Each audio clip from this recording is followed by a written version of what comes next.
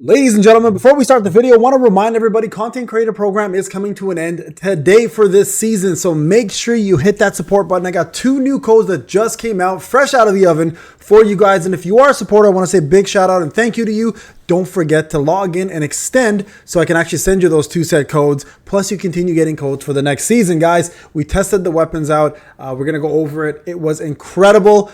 The outcome of these weapons are absolutely bonkers, as we thought, and I'm going to go over it and what you should be focusing on and why you want to go for these weapons, whether you're free to play or pay to win, and what our results ended up being. So without further ado, guys, let's get into the video. All right, guys, before we start here, I want to talk about the package that's available right now for the weapons. If you plan to get these weapons, you want to make your life a little bit easier, and you are a spender, these packages are actually pretty good. So every time you purchase one of these packs, you're given a free choice of either the transfiguration key or the roke. And so if you plan to get these weapons, you guys can see I got all the way to step 8 on my pay to win. I ended up buying them for pay to win just so I can do my testing. It's absolutely worth it, and it's actually not that expensive. Plus you get a plethora of summoning tickets and resources, including diamonds and other things as well too. So if you plan to purchase this is probably the best bang for your buck. Don't waste it on anything else. This is the package you want to go for. This will give you, I think, one of the weapons all the way up to a 4 or something like that. Plus, if you are a subscriber to like the actual subscription package, you get 1 free copy of one of the weapons of your choice. So definitely focus on that. So we did do our summoning here. You guys can see I did use black tickets as well as weapon tickets. We did actually do fairly well. I think it took roughly about 600 tickets total, including those free things to get to A5 for each of the weapons. I stopped there. Okay, we didn't go any further than that. So I want to make sure you guys understood how the summoning went. I know a lot of people have struggled with this, and that's fine. I also did free to play summoning. I got them both to A1 with 150 tickets with black tickets, and with a combination of 150 black tickets and 200, I think, weapon tickets. So free to play did have an opportunity to get them to A1, and yes, it does even make a difference at A1, but you absolutely want to push these to A5 as soon as you can, and we'll show you some of the crazy results of this weapon and why it's worthwhile. Now, if you haven't checked out yesterday's review, definitely go check out the reviews, the initial reviews of them, and we were absolutely bang on when it came down to how these weapons should be perceived and why this should be considered the brand new meta for Dark. Now, a couple of things that we did. Okay, so I got the weapons up. You guys can see here they're at A0, level 120. We did a little more summoning, and then we got them all the way up. And what we did in terms of testing, guys, is we took them into WOBL and we tested what it looked like before these weapons and what it looked like after these weapons. And let me tell you, it's pretty astonishing difference with what you get. So first off, the main one you want to focus on, quite honestly, guys, if you want to push either of these weapons, is going to be pushing the transfiguration key up first. Now, don't get it twisted. The roke is crazy amounts of DPS, but these are all core related damages. Now, is Tusk going to make a comeback? Some people have been asking. I'll be quite honest with you guys. I don't think Tusk is still worth having comparison to like Igris or Bestie. When it comes down to that, I think Tusk is still not giving enough additive percentage of 40% for core damage. It does help a little bit, but it's still not viable enough for me, in my opinion, to switch over from Igris or Bestie. So we went ahead and used the same units over here. And the first thing we did in our testing, guys, is we tested out the overload.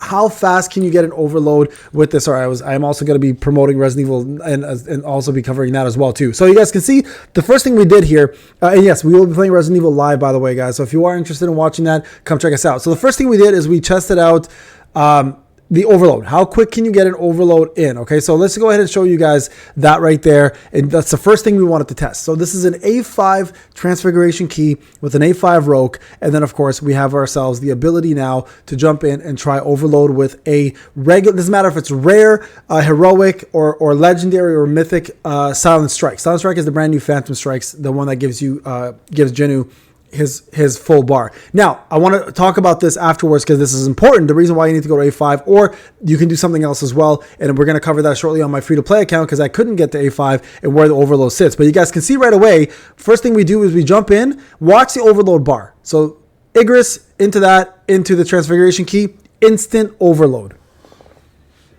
Instant. 1 turn overload. Crazy. Now, if you were to do this with the old setup, where you have to use Igris, Phantom Strike, and then have to do it again, you'd have to wait 2 turns to get overload, which means way less damage output. Now, we do another test here, of course, to see what the damage output looks like with the old weapons versus the new. Okay, so again, I wanted to test this one more time just to make sure that this, in fact, did happen the way it did, and I wasn't seeing things. And yes, it does take 1 turn to go complete overload and make sure that works out. So something to remember. Very important. Now, you guys can see in about 15-second span, we're at 89%. Okay, we do another test very shortly to kind of help you guys understand how all this works and why it's important to make this. Now, I do a couple different tests as well, just so you guys are aware, to mix and match some of these weapons. So here's one of the other tests we did. Okay, we took the old weapons. We took the old ones and we put them in, and we said, okay, what's the damage outcome with the old weapons versus the new weapons, of course, right? And that's always the understanding we want to do. So we put in the plum sword with the moon shadow daggers, and we said, okay, if we have the old setup versus the new setup, where do we sit in terms of damage? And that's the next thing you're going to see. And it's pretty astonishing, guys, what the difference is between them. So we're going to take a 10-second interval, first rotation, just one first rotation, like in with the old setup, right? And you'll see right away what it looks like. So let me go fast. I do it one more time because I start off with plum sword with the buff this time, so we're a little more fair. But you guys can see Shadow Moon into Igris, and you guys can see right away it's only 59%, right? Okay, so look at the percentage there. We're at 98.48%. That's what I'm saying right now up top. 98.48% with the first full rotation of Moon Shadow Daggers, Plum Sword, Magnifying Slashes. Okay, that's the first thing we did. The second thing we did is we went back here and we put in the new weapons, and we said, okay, let's see what happens here now with the new stuff. Okay, so you guys can see first off, instant overload. I just wanted to make sure people saw that. It was instant overload again. So that's rather than 2 rotations for overload, it's instant overload. So we do it one more time, and this time we go full rotation in. Okay, so you guys can see right here, overload kicks in, we put in the rogue. Now look how quickly this health bar just goes down. 10 seconds in, full rotation, 86%.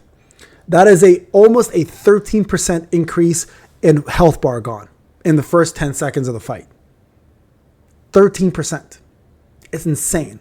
So the difference between the old weapons and the new weapons and how you run this is staggering. Now, we do a whole fight here, and the fight, we end up having about 2 minutes left. It was pretty crazy, to be honest with you, how much of a difference it made. Now, we did the same thing with free-to-play, and I got them to A1 each, okay? And I wanted to show you guys this real quick, the importance here of seeing what A1 looks like if you don't have a A5. Now, the reason why A5 is so important for the key is because it gives you 40% more accumulation on your overload. Now, if you go A1 and you're free-to-play like me, watch what happens with your bar, okay? 95%, folks. Look at my face. Yeah, there's a reason why I got pissed. All right, so I haven't tested this yet because I don't have it in there, but I have to go back and put some points from the library into my accumulation, but I believe it only gives you 3% more. So I think they've kind of fucked us over a little bit. Now, you can build the rest of this 5% through basic core attacks, through core attacks with the key, but it takes a little bit more time. So if I had enough points into the dark accumulation of elemental overload, I think I'd maybe have to do 1 or 2 more cores and it would be fine. So it does work out, but you have to have points into the accumulation portion of that. So I have to go back in next week, and I don't want to pay 2K to reset it and do that as well. So there you guys go. Absolutely bonkers weapons, guys. So yes, if you plan to do well here, go for it. But I think there's going to be another stopping point. It's not necessarily just the weapons. I feel like on hard mode, I think the second boss is going to be the stopping point for a lot of folks, including myself. And we'll talk more about that later. But there you guys go. Thank you so much for watching. I'll see you guys in the next one. Take care.